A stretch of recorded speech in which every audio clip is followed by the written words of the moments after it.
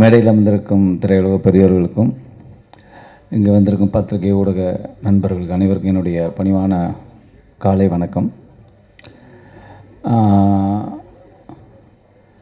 லாந்தர் M cinemas Saji அவரோட விடியுமுறை காத்திரு அப்படிங்கிற ஒரு படத்தில் நடித்தேன். அந்த படத்துக்கு உள்ளே போகிறதுக்கு மெயின் காரணம் என்னென்னா, இங்கே இருக்கிறாங்களே அந்த டீம்ஸ், முண்டாசு பட்டி ராம் அவங்களுடைய நண்பர்கள் இவங்கெல்லாம் அந்த இதுலேருந்து வந்ததுனால ஃபஸ்ட்டு கதை கேட்டேன். கதை ரொம்ப பிடிச்சிருந்தது. அப்போது அதை நடித்தோம். ஏன்னா என்னோடய ரோல் ஒரு 10 நாள் தான். 10 நாள் ஆக்ட் பண்ணதில் என்ன நடந்ததுனே தெரியல, கடன்னு ஓடிச்சு. அப்போ திடீர்னு ஒரு நாள் டிஓபி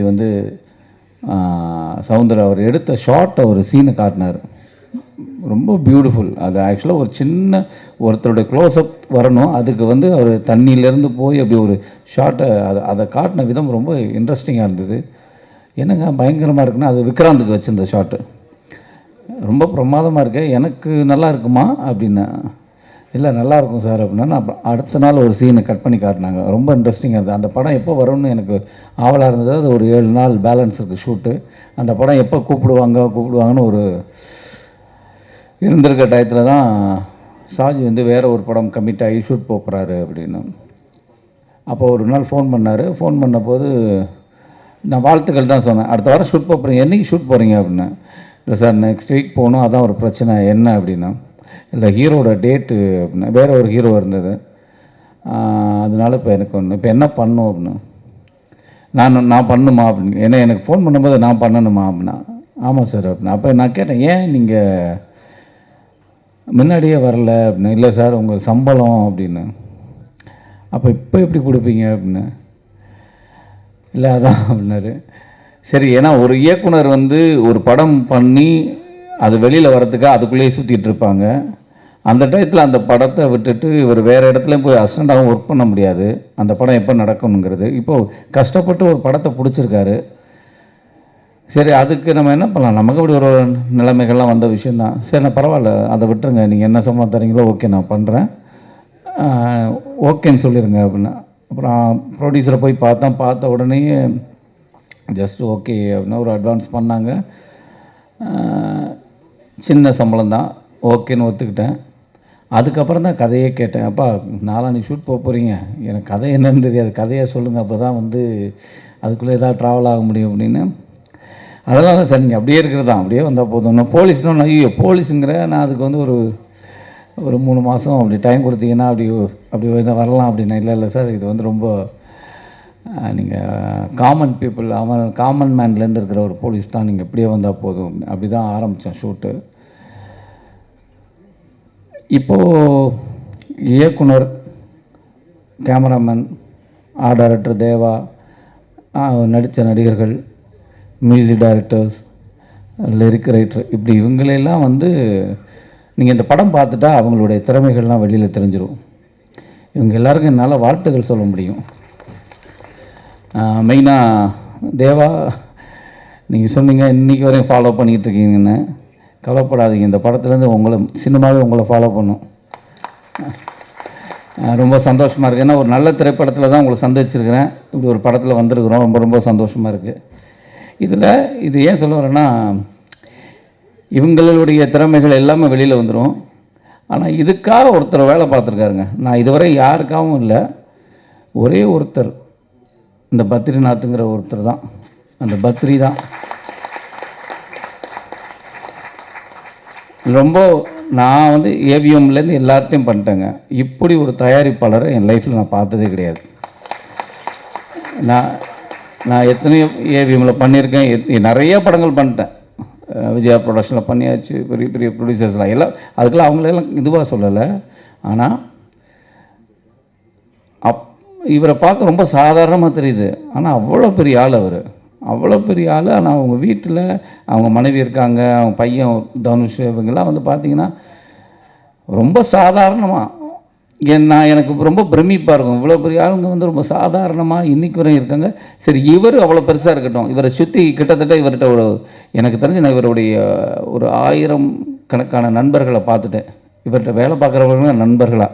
ஆனால் அத்தனை பேரும் இவர் நல்லா இருக்கணும்னு எல்லாரும் கும்பிட்றாங்க. ஒரு தொழிலாளி முதலாளி நல்லா இருக்கணும்னு கும்பிட்ற ஒரு முதலாளிங்க அவர். நான் அதை நான் ஒவ்வொரு தரமும் நான் ரொம்ப உருகி வேண்டிக்கிற ஒரே விஷயம் என்னென்னா, இப்படி ஒரு மனிதர் அவர் சினிமா மேலே அவ்வளோ பேஷன் இருக்குது, ஜெயிக்கணும். அதுதான் என்னுடைய நான் ப்ரேயர் பண்ணுறதே. இந்த படம் எங்களுடைய திறமைகள் பூரா வெளியில் வந்துடும். நாங்கள் என்ன பண்ணியிருக்கோம், எதை பண்ணியிருக்கோம், நீங்கள் படம் பார்த்து கமெண்ட் பண்ணி எல்லாம் சொல்லிடுவீங்க. அவங்களுக்கு இந்த படத்தோடைய திறமைகளை வச்சு எல்லாருக்கும் ஒரு வேலை கிடச்சிரும். ஆனால் இந்த தயாரிப்பாளர் ஜெயிச்சார்னா கண்டிப்பாக 50ல் 100 படம் பண்ணுவார். அவ்வளோ சினிமா மேலே ஒரு ஆவல் இருக்குது. கண்டிப்பாக சார், நீங்கள் உங்கள் எண்ணத்துக்கே நீங்கள் பெரிய சினிமாவில் சினிமாஸ் ஒரு பெரிய வெற்றியை கொடுக்கும். அது எனக்கு பெரிய நம்பிக்கை இருக்குது. கண்டிப்பாக நான் அவர்கிட்டே சொன்னேன், நான் உங்கள் சினிமாக்கள் அடுத்த சினிமாக்களில் நான் நடிக்கிறேன்னா நடிக்கலாம் பிரச்சனை இல்லை. நல்ல கதை நல்ல படம் இருந்தால் நான் உங்களுக்கு சொல்கிறேன், நீங்கள் வேறு ஆக்டரை வச்சு கூட பண்ணுங்கள், ஆனால் நீங்கள் பெருசாக வாங்க அப்படி தான் சொன்னேன். நான் டக்குன்னு இப்படி ஒருத்தரை அவரை வச்சு பண்ணணும் அப்படிங்கிறதான் இல்லை. இந்த சினிமா அவரோட எண்ணம் அவர் பெருசாக வரணும். இந்த சினிமாஸ் மிகப்பெரிய வெற்றி அடைய எல்லாம் வல்ல இறைவனை தான் நான் கேட்டுக்கிறேன். உங்களுடைய வாழ்த்துக்களோட என் உரையை முடிச்சுக்கிறேன். டைம் ஆயிடுச்சுன்றாங்க, நிறைய சொன்னால். அப்புறம் இதில் இருக்கிற பங்கெடுத்த மெயினாக எனக்கு பிடித்த இயக்குனர்கள்லாம் எங்கே இருக்கீங்க? ரவி சார், ஆக்சுவலாக அவர் சொல்லணும், ராமு, ரவி, அப்புறம் சங்கர் 3 பேர் தான் முண்டாசுப்பட்டி அந்த ஒரு ஷார்ட் ஃபிலிமை பார்த்து வர சொன்னால் 3 பேரும் வந்திருந்தாங்க. ஆனால் இந்த 3 பேருமே இன்றைக்கி ஒரு இயக்குநர்களாக இருக்கிறாங்க, அதுவும் மிகப்பெரிய இயக்குநர்களாக இருக்காங்க. அன்றைக்கி பார்த்தவங்க தான் அப்படியே தான் இருக்காங்க, நானும் அப்படியே தான் இருக்கேன். அந்த ஃபோட்டோ இப்போயும் பார்த்துட்டு இருக்கிறேன். எங்கள் 3 பேரும் எங்கள் வீட்டில் வச்சு ஒரு ஃபோட்டோ எடுத்தோம். 3 பேர்கிட்டே மாற்றம் இல்லை, ராமுட்ட தான் லைட்டாக மாற்றம் இருக்குது, கொஞ்சம் முடியெல்லாம் நிறைய வளர்ந்துருக்கு. மற்றபடி அப்படியே தான் இருக்கிறோம். உங்களுடைய நண்பர் படம் எடுத்திருக்காரு, அதுக்கு தேடி வந்தீங்க பாருங்கள், அது ரொம்ப சந்தோஷமாக இருக்குது. இங்கே அத்தனை இயக்குனருக்கும் என்னுடைய மிகப்பெரிய நன்றி. உங்கள் ஆசீர்வாதத்தோடு இந்த படம் துவக்கட்டும், நடக்கட்டும். நன்றி, தேங்க்யூ. எல்லாருக்கும் வணக்கம். ஸ்னேகா மாதிரி இருக்குன்னு சொன்னதுக்கு ரொம்ப தேங்க்ஸ் சார். எங்கள் அப்பா எப்பவுமே என்னதே சொல்லிகிட்டு இருப்பார், ஸ்னேகா மேம் மாதிரி இருக்கீங்கன்னு. Thank you sir. லாந்தர், இரவின் அடையாளம், இது எனக்கு கெரியரையும் தாண்டி எனக்கு நிறைய நல்ல மனுஷங்களை தந்திருக்கு இந்த படம். என் வாழ்க்கைக்கு ரொம்ப பெரிய நிறைய நல்ல மனுஷங்களெல்லாம் தந்திருக்கு. அதுக்கு ரொம்ப பெரிய தேங்க்ஸ். ஃபஸ்ட் தேங்க்ஸ் நான் நிக்கில் முருகன் சார் கிட்டேருந்து ஸ்டார்ட் பண்ணணும்னு நினைக்கிறேன். அவர் இல்லைன்னா நான் இந்த மேடையில் இல்லை. அவர் இன்ட்ரடியூஸ் பண்ணலன்னா எனக்கு இந்த லாந்தர் கிடச்சிருக்காது. So thanks to Nikhil Murugan sir. I'll be always thankful and grateful to you sir. அவர் எல்லா இன்டர்வியூவில் நான் சொல்லுவேன்னு சொல்லிட்டு இப்போ பின்னாடி போயிட்டாருன்னு நினைக்கிறேன். Thank you sir. எங்கே இருந்தாலும் அந்த தேங்க்ஸ் உங்களை சேரும். Next Saji Salim sir. எனக்கு நான் போய் ஆஃபீஸில் பேசும்போது என்னை நரேட் பண்ணாங்க. நான் ஒரு தயக்கத்தில் இருந்தேன், சார் ஒரு தயக்கத்தில் இருந்தார். எனக்கு கேரக்டர் கிடைக்குமா அப்படின்ற தயக்கத்தில் இருந்தேன். சாஜி சாருக்கு இந்த கேரக்டருக்கு சூட் ஆவாங்களா அப்படின்ற தயக்கத்தை தாண்டி அந்த கேரக்டரில் ஒரு நரேஷனில் ஒரு ப்ராப்ளம் போயிட்டு இருந்துச்சு. அதனால் சாருக்கு தயக்கம் வந்தது. So thank you sir, thank you for giving me Jaanu. Thank you so much sir. Cinema productions சொல்லும் போது எனக்கு ரொம்ப சந்தோஷமாக இருக்குது. ஃபஸ்ட் டைமாக இந்த மாதிரி ஒரு ப்ரொடியூசர்ஸ் கிடச்சிருக்கிறதுக்கு நான் ரொம்பவே கொடுத்து வச்சுருக்கணும். Vishnu sir, Badri sir and Ganesh sir, ரொம்ப தேங்க்ஸ்.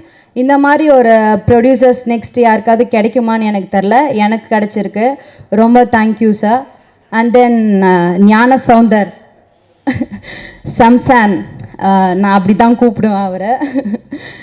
எனக்கு ஃபஸ்ட்டு எல்லோரு கூடமே அவ்வளோவா பாண்டிங் இல்லை. ஃபஸ்ட்டு நியூ டீம் அப்படின்ற மாதிரி தான் இருந்தது.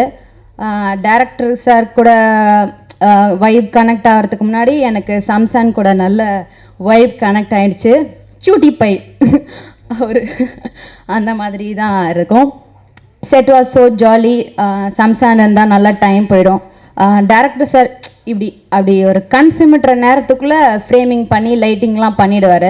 ஸோ அந்தளவுக்கு அவங்களுக்குள்ளேயும் ஒரு நல்ல காம்போ பாண்டிங் இருக்குது. நிஜமாக தான் சார், நிஜமாக தான். கண் சிமிட்டுற நேரத்துக்குள்ளே லைட்டிங் பண்ணுவார் இந்த டிஓபி. நெக்ஸ்ட் எல்லோரும் இந்த டிஓபிக்கு வாய்ப்பு கொடுங்க. Next assistant directors Karthi bro, Vinodhini, Ganesh bro, மிச்ச எல்லா அசிஸ்டன்ட் டைரக்டர்ஸுமே ரொம்ப தேங்க்ஸ். டைரக்டருக்கு அசிஸ்டன்ட் டைரக்டர்ஸ் ரொம்ப சப்போர்ட்டிவாக இருந்தாங்க. டிஓபி எப்படி கண் சிமிட்ட நேரத்துக்குள்ளே மாற்றுவாரோ அந்த மாதிரி அப்படின்றதுக்குள்ளே எல்லா அசிஸ்டன்ட் டைரக்டர்ஸும் நெக்ஸ்ட்டு ப்ரிப்பேர் ஆகிடுவாங்க. அந்த மாதிரி போனதுனால தான் எங்களால் 23 டேஸில் முடிக்க முடிஞ்சது. So thanks, big thanks to directors. And hero of the show Praveen bro, உங்கள் மியூசிக் நான் பெரிய ஃபேன் ஆகிட்டேன். நான் தான் ஃபஸ்ட்டு ஃபேன் அப்படின்னு நீங்கள் வச்சுக்கலாம். ரொம்ப thank you sir. And lyricist Deva bro and Umadevi மேம்க்கு பெரிய தேங்க்ஸ். இவ்வளோ தூய தமிழில் நல்ல வார்த்தைகளோட பாட்டு கொடுத்ததுக்கு ரொம்ப ரொம்ப பெரிய தேங்க்யூ. அயல்பிறை எனக்கு பர்சனல் ஃபேவரட். ஒரு நாளைக்கு 10 தடவைக்கு மேலே நான் கேட்டுருவேன், அந்தளவுக்கு எனக்கு ரொம்ப பிடிச்சிருக்கு. Thanks to Sakthi Sri ma'am too. And then Vipin and Sahana. Sahana கூட எனக்கு காம்போ இருந்துச்சு, பட் நோ ஆப்ஷன் விபின். நம்ம நெக்ஸ்ட் படம் கண்டிப்பாக பண்ணுறோம். Okay, thank you every one.